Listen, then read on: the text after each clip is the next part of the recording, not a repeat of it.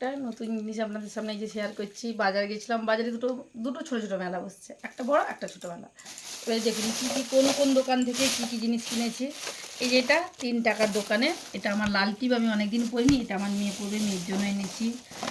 আর 3 টাকার দোকান থেকে জাস্ট কি এনেছি দেখছি, 3 টাকা নিয়েছি। 3 টাকা তো আচ্ছা, আরও একটা ক্লিপ ছিল, ওই ক্লিপটা গেল কোথায়, ক্লিপটা খুঁজেই পাইনি, জানি না। এগুলো কিন্তু সব 10 টাকার দোকানে। এই দেখুন সব 10 টাকার দোকানের জিনিস। আর মেলাতে অনেক মানে এমনিতে ক্যান্টিন থেকে তার বাবা অনেক মাল ফাল কিনে আনে, কিন্তু আমি তার বাবার জন্য এই মেলা থেকে সবার জন্য সব কিছু আনি, বাবার জন্য এনেছি আর একটা মেয়ের জন্য এনেছি। আর মেয়ে বাইরে পড়তে যাবে, বড় হয়েছে বড় মেয়ে।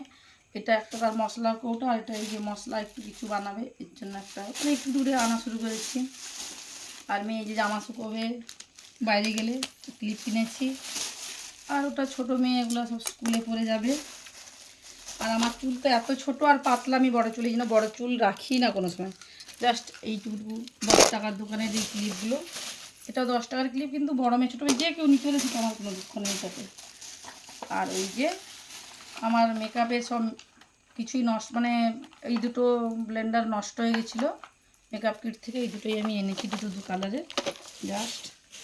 আর এই ক্লিপটাও কিন্তু দেখায়নি, এটাও 10 টাকার দোকানে। এগুলো সব পাতলা, মানে একবারে এই যে শুরু, আমার চুলে জাস্টই লাগবে, এটা আর কারোর লাগবে না। ঘরে অনেক ক্লিপ আছে, আরও কিছু আজকে ফল এনেছি।